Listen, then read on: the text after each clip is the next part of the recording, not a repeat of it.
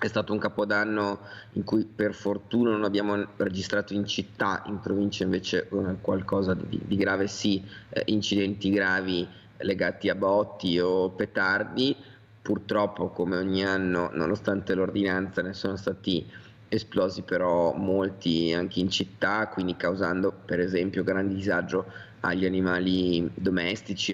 È il bilancio del Capodanno in città, tracciato dal primo cittadino, che ha visto Viale Roma blindato per la festa di piazza, misure di sicurezza stringenti che saranno mantenute anche in vista del mercato dell'Epifania tra il 4 e il 6 gennaio, che distribuirà un gran numero di persone in centro storico. Zone attenzionate sulle quali si affaccia la prospettiva tracciata dal Viminale della conversione in zone rosse. Campomarzo, la stazione, il quadrilatero potrebbero essere le deputate, zone critiche insomma, per degrado o nelle quali proliferano episodi di microcriminalità e spaccio da cui poter così allontanare i soggetti considerati pericolosi, percepiti come minaccia all'ordine pubblico. Una misura che ha debuttato a Milano e richiesta attraverso una direttiva del ministro dell'Interno Matteo Piantedosi, che invita i prefetti di tutta Italia ad individuare le zone più problematiche in tema di sicurezza.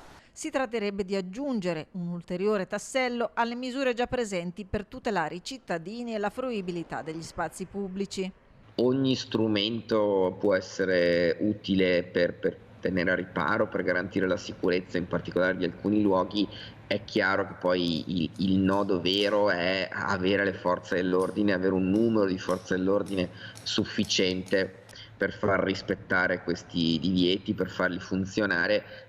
Vicenza, per esempio, ha una storica carenza dal punto di vista del personale della questura, che poi è quello che in città, nei capoluoghi, garantisce più di ogni altro la sicurezza nel nostro territorio, e quindi oltre alle misure la cosa importante è che arrivino gli uomini e i mezzi.